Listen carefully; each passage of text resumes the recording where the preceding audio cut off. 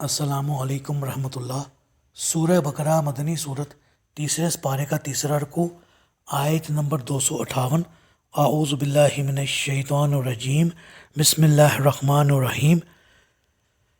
الم تر الی الذی حاج ابراہیم فی ربہ ان آتاہ اللہ الملک اذ قال ابراہیم ربی الذی یحیی و یمیت قال انا احیی و امیت قال ابراہیم فإن اللہ یأتی بالشمس من المشرق فأت بها من المغرب فبہت الذی کفر واللہ لا یہدی القوم الظالمین۔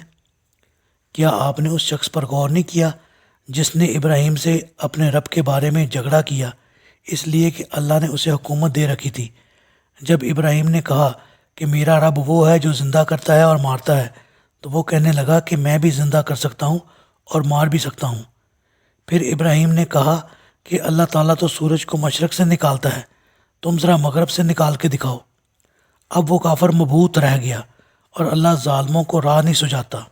جی، یہ شخص نمرود عراق کا بادشاہ تھا اور اس کا دارالخلافہ بابل تھا، جہاں آج کل کوفہ آباد ہے۔ خدائی کا دعوے دار تھا، یہ خود اور اس کی رعایا سب مشرک تھے۔ نمرود کی خدائی کس قسم کی تھی، یہ جاننے کے لیے تھوڑی سی تفصیل ضروری معلوم ہوتی ہے۔ شرک کی 3 اقسام ہیں۔ شرک فی الربوبیت، ایسا شرک عموماً کوئی بھی نہیں کرتا۔ مشرکین مکہ ہوں یا نمرود ہو یا فرعون ہو، کسی سے بھی پوچھا جائے کہ یہ آسمان و زمین کس نے بنائے، زمین سے پیداوار کون اگاتا ہے، کائنات کو کس نے پیدا کیا، اور سورج اور چاند کا نظام چلانے والا کون ہے، تو سب یہی جواب دیں گے کہ اللہ تعالیٰ ہے۔ البتہ ربوبیت کے منکر ضرور موجود رہے ہیں، یعنی دہریہ قسم کے لوگ یا فلکیات کے ماہرین جو ساری کائنات کو مادہ کی بدلی ہوئی شکلیں اور ارتقائی پیداوار کا نتیجہ سمجھتے ہیں۔ دوسری قسم شرک فی الصفات ہے۔ آگے اس کی بھی 2 قسمیں ہیں۔ ایک وہ جس کا تعلق مفوق الفطری اسباب سے ہوتا ہے، مثلاً دعائیں سننا اور انہیں قبول کرنا، حاجت روائی اور مشکل کشائی، کسی کے رزق میں تنگی اور فراخی پیدا کرنا، بارش برسانا، کسی کو اولاد دینا وغیرہ وغیرہ۔ ایسا شرک عام پایا جاتا ہے۔ مشرکین مکہ کے ہوں یا عراق کے ہوں، مصر کے ہوں یا ہندوستان کے، انہوں نے ایسے کاموں کے لیے لاتعداد دیوی دیوتا بنا رکھے تھے، اور یہ سب کام انہی کے سپرد تھے، اور ان کے بتوں اور مجسموں کی پوجا کی جاتی تھی۔ اس قسم کا شرک ہم مسلمانوں میں بھی عام پایا جاتا ہے۔ فرق صرف یہ ہے کہ ہم نے اپنے امور پیروں فقیروں اور بزعم خود اولیاء اللہ کے سپرد کر رکھے ہیں، خواہ وہ زندہ ہوں یا مردہ ہو چکے ہوں۔ شرک کی تیسری قسم وہ ہے جس کا تعلق شرک فی الصفات کی دوسری قسم سے ہے، اور وہ فطری اسباب سے ہوتا ہے، بالفاظ دیگر طاغوت یا طواغیت سے ہوتا ہے، جس کا ذکر پچھلی آیت میں آیا ہے، جو اللہ تعالیٰ کے مقابلے میں اپنی حکمرانی تسلیم کرواتے ہیں۔ آج کی زبان میں اسے اقتدار اعلیٰ کہتے ہیں۔ نمرود بھی اس قسم کا خدا تھا، اور فرعون بھی، اور ان جیسے اور بھی کئی خدائی کے دعوے یا وعدے کر چکے اور کر رہے ہیں۔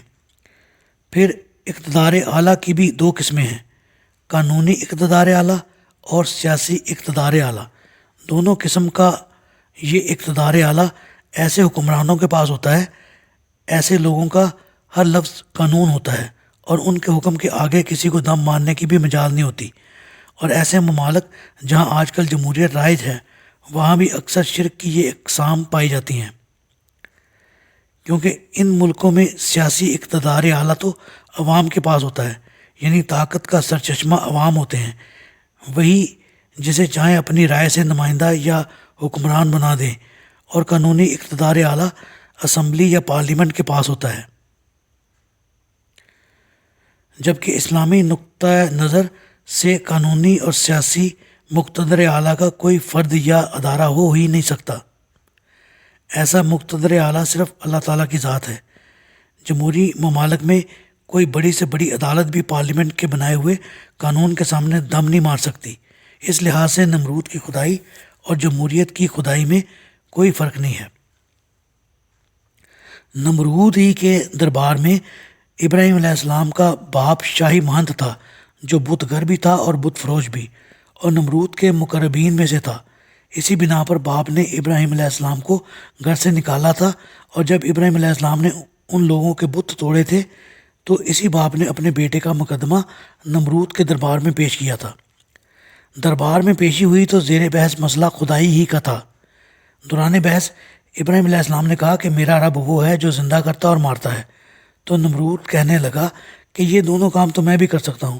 چنانچہ اس نے ایک بے قصور آدمی کو بلا وجہ قتل کرا دیا اور ایک ایسے قیدی کو جسے سزائے موت ہو چکی تھی آزاد کر دیا۔ ابراہیم علیہ السلام نمرود کے اس کام کا یہ جواب دیکھ سکتے تھے کہ جس شخص کو تو نے مروا ڈالا ہے اسے زندہ کر کے دکھا تو جانے، مگر ابراہیم علیہ السلام نے اس میدان کو چھوڑ دیا اور ربوبیت کے میدان میں آ گئے اور کہا کہ میرا رب سورج کو مشرق سے نکالتا ہے تو اسے مغرب سے نکال کے دکھا۔ اب چونکہ نمرود یہ سمجھتا تھا کہ کائنات کے نظام میں میرا کوئی دخل اور اختیار نہیں، لہٰذا وہ فوراً لاجواب ہو گیا۔ حالانکہ اگر وہ سوچتا تو کہہ سکتا تھا کہ اگر میں سورج کو مغرب سے نکال نہیں سکتا تو تم اپنے رب سے کہو کہ مغرب سے نکال کے دکھائے، اور اس صورت میں عین ممکن ہے کہ اللہ تعالیٰ کوئی ایسا معجزہ دکھا بھی دیتے، مگر چونکہ نمرود کا پختہ عقیدہ تھا کہ کائنات کا نظام اللہ ہی چلاتا ہے اور وہ چاہے تو ایسا بھی کر سکتا ہے، لہٰذا سوائے خاموشی اور حیرانگی کے اس سے کچھ بھی بن نہ پڑا۔ اس طرح ابراہیم علیہ السلام نے بڑے دربار میں نمرود پر یہ بات واضح کر دی کہ میرا خدا یا معبود تو نہیں بلکہ وہ معبود حقیقی ہے جس کا پوری کائنات میں تصرف اور اختیار چلتا ہے۔ اس مباحثہ میں لاجواب ہونے کے باوجود نمرود کو کسی قیمت پر بھی اپنے خدائی کے دعوے سے دستبردار ہونا اور ابراہیم علیہ السلام کی ہدایت پر توجہ کرنا گوارا نہ ہوا، اور وہ لوگ گمراہی میں اس حد تک آگے بڑھ چکے ہوں انہیں ہدایت کی راہ بھی نصیب نہیں ہوتی۔ اللہ سے دعا ہے اللہ تعالیٰ ہمیں ہر قسم کے کفر اور شرک سے محفوظ فرمائے، آمین۔